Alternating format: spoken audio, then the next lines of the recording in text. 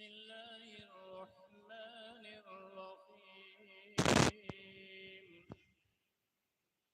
وقالت لأخته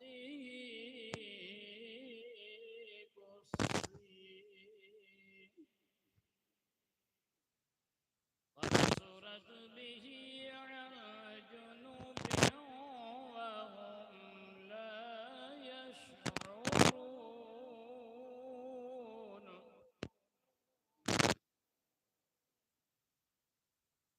وحرمنا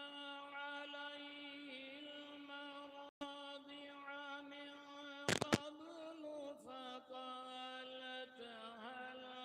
أدلكم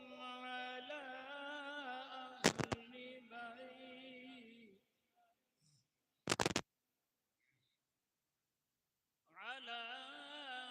أهل بيت يكفلونه لكم وهم له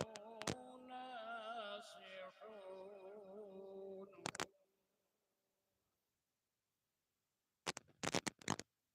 فرددناه إلى أمه كي تقر عينها ولا تحزن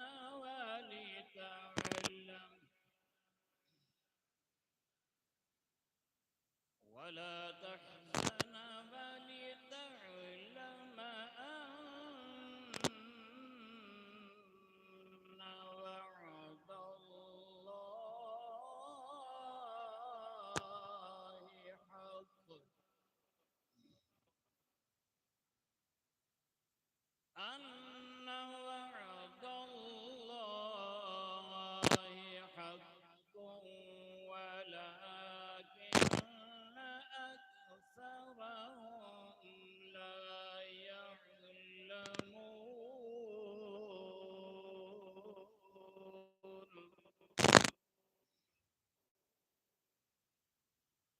ولما بلغ أشده واستوى آتيناه حكما